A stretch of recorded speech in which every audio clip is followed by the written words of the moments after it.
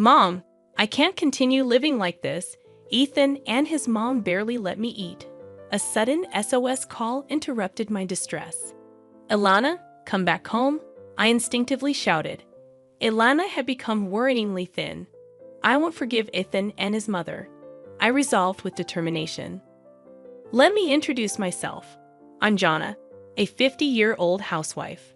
My husband James is 52 and works for a company. Our daughter is turning 26, having graduated from college and landed a job at a major corporation. She started living alone, and James and I were enjoying our life as a couple. Despite her success, Ilana was shy around men and hesitant in relationships. When she finally got a boyfriend, James and I were overjoyed. James kept urging her to bring him over, asking, "What's he like? Bring him home sometime." I cautioned James, "Honey, don't push her. She'll introduce him when she's ready. Let's wait patiently." Ilana soon smiled and said she'd bring Ethan over. "Dad, you kept insisting, so I complained to Ethan. He agreed to come over to meet you, but don't say anything weird to him, okay?" James was visibly delighted when Ethan came to greet us. James and I were nervous, but Ethan's friendly conversation soon eased our tension. Ethan introduced himself, saying, "Hello, I'm Ethan Smith, and I'm seriously dating Ilana with the intention of marrying her." Ilana blushed and said, "Marrying Ethan? You're embarrassing me. You said it was just a casual greeting." James happily told Ilana, "No, it's great that he's thinking about the future. Ethan, I entrust Ilana to you." Their relationship progressed smoothly with our blessing, and Ethan proposed formally 5 months later. Seeing a blushing but happy Ilana made both James and me very happy. I heard Ethan worked for a major bank system company, and James and I discussed how their future seemed secure. As wedding preparations began, Ilana frequently sought advice. One day, she asked, "Hey Mom, how much is the market price for a wedding ring?" "Ethan is planning to buy one for about $10,000. Surprised, I replied. "For wedding rings, maybe about $2,500 each for the couple. I've heard engagement rings are around $3,500. Ilana seemed a bit uneasy.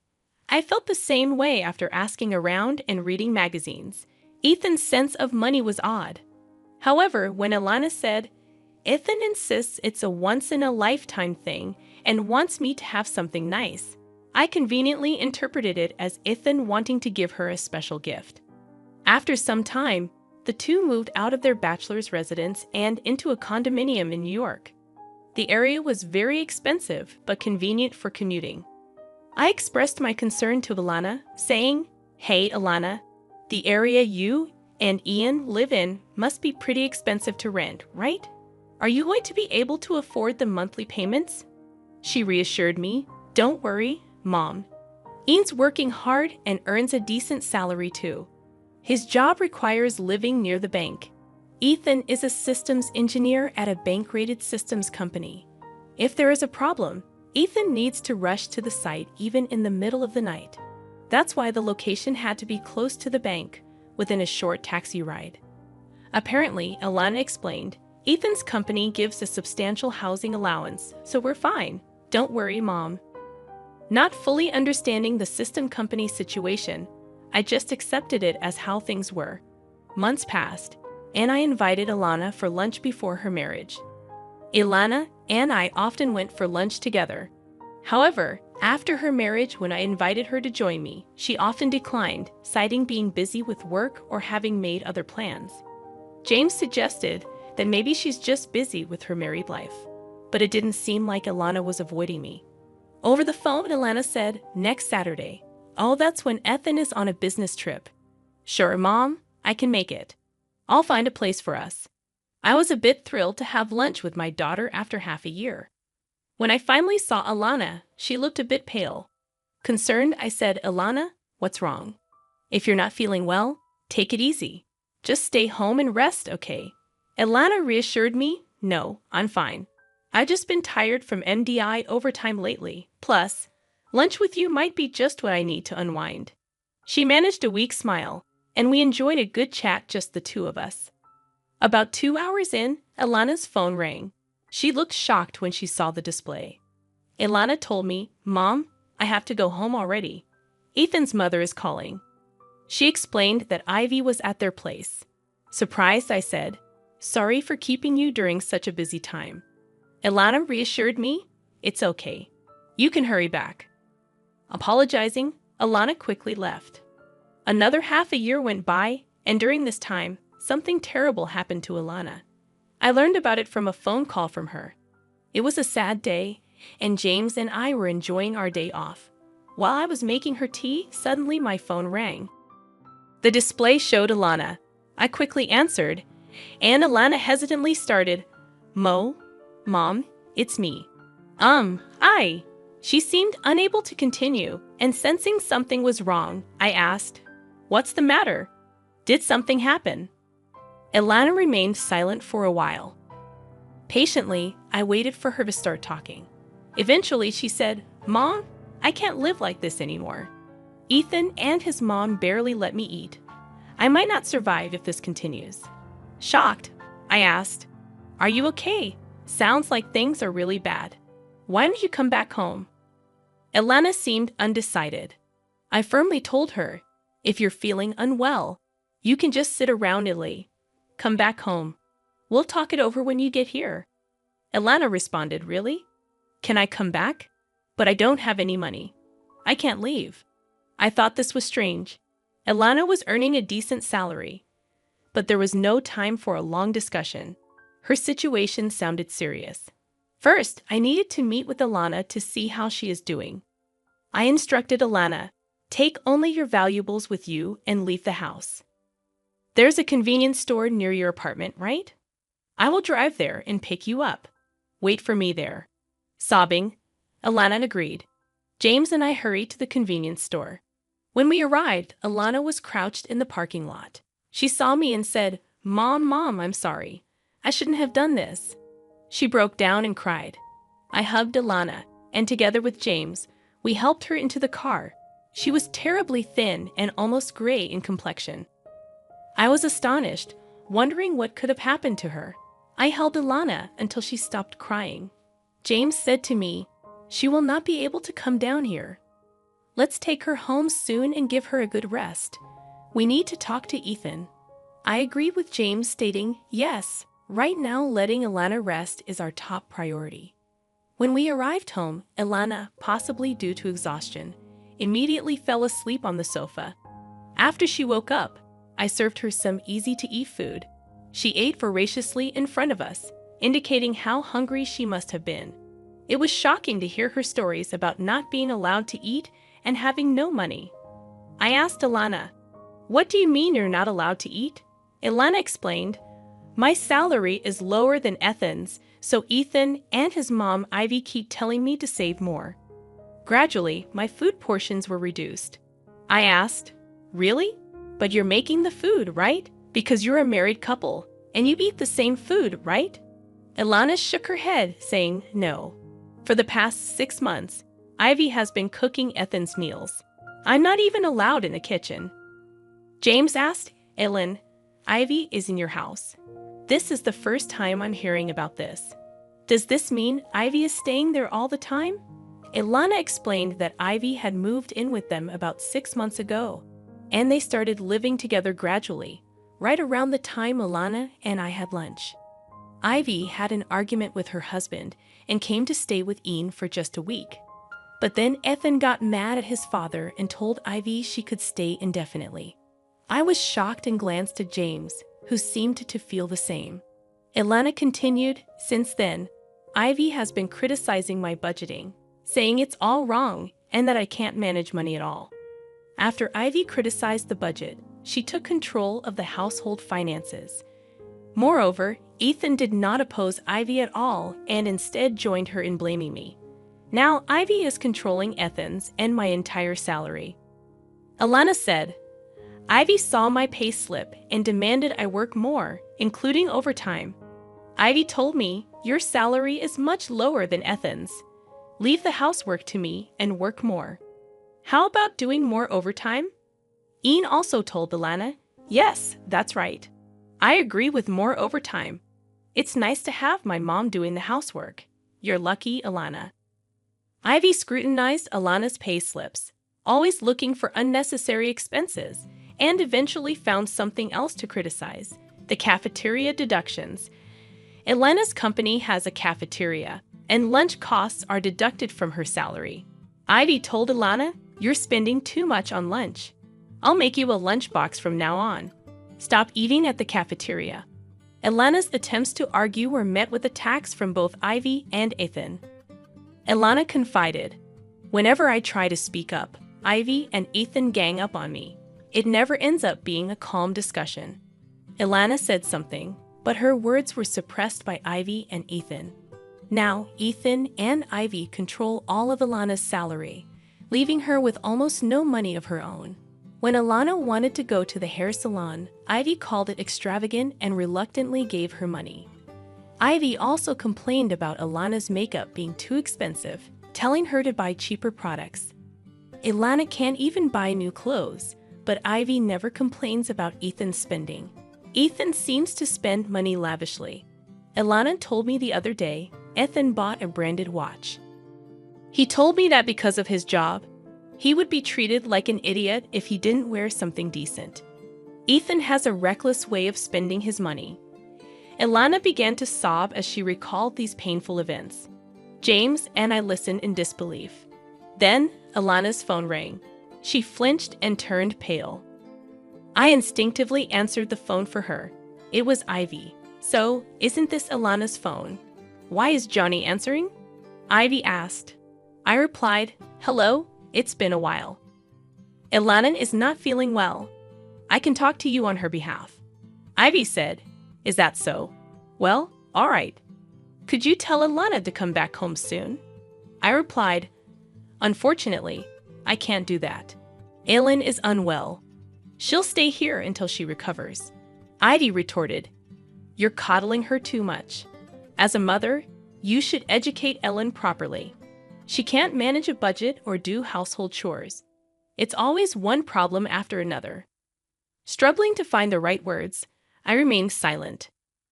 Then, Ivy changed the topic, asking, "So, Alana will be commuting to work from your home?" I replied, "Yes, considering her health, we'll need to discuss this with her company. But for now, she'll be commuting from here." Ivy then said, "Please tell Alana to return as soon as she's well." I responded, "Excuse me, Ivy, but I think it's necessary for us, including Ethan, to have a discussion about the future living arrangements." Ivy snorted and said, "Fine, we can talk any time," before hanging up. I couldn't understand why Ivy was so confident, but at least Alana was safe for now. We needed to focus on her health and feelings and plan our next steps. That night, after Alana went to sleep, James and I discussed the situation. The next day, Alana was examined at a hospital. As expected, she was underweight and not sleeping well. After talking with her, we decided she should take a leave of absence from work. She enjoyed my cooking, saying it was delicious. I asked her, "What were you eating while living with Ian? What kind of meals did Ivy prepare for you?" Alana said, "My mother-in-law only cooks for Ethan and herself. I always had bread ends from a local bakery. They sell bread very cheaply. That's what I used to eat." I was shocked. Ellen had been deprived of proper meals, while Ivy and Ethan ate normally, just bread ends. Since 3 months ago, Ivy had stopped her from eating at the company cafeteria. My lunchbox was just bread ends in a container. I was embarrassed, so I ate secretly in the break room when no one was around, Alana said. Ivy would taunt her about not earning as much as Ethan, saying with her salary, bread ends were all she deserved. She had been living on just bread ends for 3 months. I was shocked, and James, who heard everything, couldn't hide his surprise. Tired from sharing, Ilana lay down to rest. James told me, "This is serious. We need to investigate further. If Ian or Ivy calls again, by some time, I'll gather more information." I told James, "Yes, I think this is going too far." Then James and I began looking into Ilan's circumstances. I started by calling her work colleague, who said, "Recently, Ilana has been doing a lot of overtime and looked pale. She often declined after-work drinks, saying she couldn't go because of her husband and mill. James also talked to Ilana's boss. Ilana's boss mentioned, "I've been concerned about Ilana lately because she's been doing too much overtime. She seemed desperate to work." Ilana's boss commented, "Ilin is so conscientious. Maybe she's been pushing herself too hard. I hope she recovers soon and comes back to us." Thanks to her boss's initiative, Ileana was granted sickness allowance by her company. The allowance was 2/3 of her salary, but we were grateful to receive it. We decided to have the sickness allowance paid into a different account from her usual salary account. 2 weeks after Ileana returned home, Ethan called. He insisted Ileana should be well by now. When I looked at James, he answered the phone. James humbly requested Ethan, "Ileana is not fully recovered yet. Please let her rest for another week." Ethan told James over the phone, "I guess there's no choice. Just one more week, okay?" and then hung up. I protested to James, saying she needs at least 3 more weeks to recover, and we don't know what they'll do to her if she goes back. James reassured me, "Don't worry, we won't stick to the 1-week timeline. They've treated her terribly, and we have a plan." He then asked Ileana, "What do you want to do? If you want to try again with Ethan, we won't stop you. But if you want to leave him, we'll support you." Ileana, suddenly resolute, said, "I've been thinking, am I really as useless as Ivy and Ethan say? But this isn't right. They're just taking my money. I don't want this anymore. I want a divorce." James encouraged her, saying, "That's right. You've chosen your path. We'll always be on your side." James shared the information he had gathered with us. We prepared for the possibility of Ethan coming over, ready to handle the situation. 1 week passed, and we didn't contact Ian. 9 days later, Ethan and Ivy came to visit. When the doorbell rang, I checked the intercom and informed Ileana and James. James suggested, "Let's talk to them directly and settle this." Ileana nodded in agreement. Opening the door, we found Ethan and Ivy glaring at us. Calming myself, I greeted them warmly. "Hello, what brings you here so suddenly?" Ethan demanded, "Why hasn't Ileana returned home? It's been a week. You did tell her, right?" Ivy also chimed in. "That's right. You can't do your chores, you can't do your laundry, and you can't even keep your promise to come home. What a mess you are. Parents and children are helpless." Inviting them in, I said, "Let's not talk in the doorway. Please come inside." Reluctantly, they entered. Ileana told them firmly, "I won't return to that house, Ethan. Please, let's divorce. I can't live with you anymore." Ethan threatened loudly, "You think you can just decide that?" But Ileana stood her ground, facing Ethan with resolve. Ivy then berated Ileana, saying, "For 6 months, I did all the housework and supported Ethan while you neglected your duties." Ileana countered, "It's not that I didn't do the chores. Whenever I did, you would criticize my methods and take over the tasks, didn't you?" Ivy retorted, "How dare you speak to me like that after making me work so hard? You should be ashamed." "I was only trying to correct your mistakes," Ethan joined in. "That's right, my mother helped because you couldn't handle the chores, allowing you to focus on work," he added. That's when James shouted at them, "What nonsense! You took Ilin's salary and fed her only bread ends. Your actions are the worst kind of abuse." They were shocked by James' outburst. James added, "Ethan, you have been fired from your company. I checked out your employment status.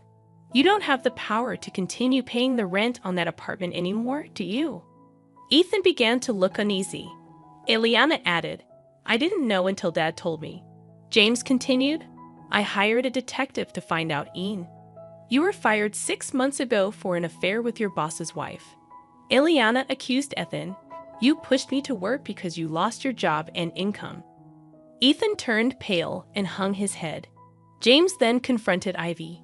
"You have a shopping addiction, and that's right, you didn't leave your home due to a fight, but because you were divorced and had nowhere to go." Ivy lost her composure and turned pale. James concluded, "Ethan is being sued for alimony. and Ivy is being chased by debt collectors. They were trying to pass their debts onto Ileana. Ileana, trembling with anger, placed a piece of paper on the desk. She said, "Once and for all, let's divorce. I've filled out half of the divorce form. You complete it and submit it to the authorities. We'll communicate through lawyers from now on." Ethan, prostrating at Ileana's feet on the carpet, pleaded, "Please don't say we should divorce. It was just a moment of madness. I was wrong to hide it from you. You're all I have, Ilana. I'm so sorry. Please forgive me." Ivy, also appealing to Ileana, cried, "I did all the housework and took care of everything, didn't I? I'm sorry, please come back. I'll keep doing the chores." Ileana, looking at Ethan and Ivy coldly, said, "I'm fed up. Who would want to start over with you two? You hid what you did and exploited my salary. I don't want to see your faces." Ethan and Ivy were unable to move from their spot, crying inconsolably. James sternly told them, "The conversation is over. It's time for you to leave. If you don't, we have our ways to deal with it." Reluctantly, Ethan and Ivy stood up and left our home defeated. Afterward, with a lawyer's help, Ileana and Ethan officially divorced. Of course, we filed for alimony from Ethan. In addition to hiding his affair, we also added the fact that Ethan did not provide adequate meals to Elena in the alimony claim. We had a doctor's diagnosis, which served as conclusive evidence against Ethan. Ethan had to move out of the apartment and live in a cheaper one with Ivy. Now he's working day and night to pay the alimony to Ileana, and Ivy, not working, has become the target of Ethan's anger, and they constantly fight. Our lawyer informed us about Ethan and Ivy's current situation. Ilan fully recovered and returned to work. Ileana seems to be enjoying her work more than ever. She apologized to me and James, saying, "I'm sorry for being a burden and coming back home. Thank you for all your help with the divorce. I'll be staying here for a while." I hugged her, saying, "Divorce doesn't matter. The fact that you're alive and well is all that matters to us." James added, "Don't overdo it. You're a hard worker, and sometimes you keep things to yourself too much." Ileana admitted, "I should have talked to you both sooner. I tried to handle too much on my own." Seeing Ileana's smile return was truly heartwarming, and James, who stood by us and fought against Ethan and Ivy, proved to be incredibly reliable. I fell for him all over again. When I told him, he joked, "Then how about showing your gratitude with food? Make my favorite pork cutlets tonight as a family." We've overcome difficulties and will surely face more in the future. But with James and Ileana by my side, I want to support each other as a family.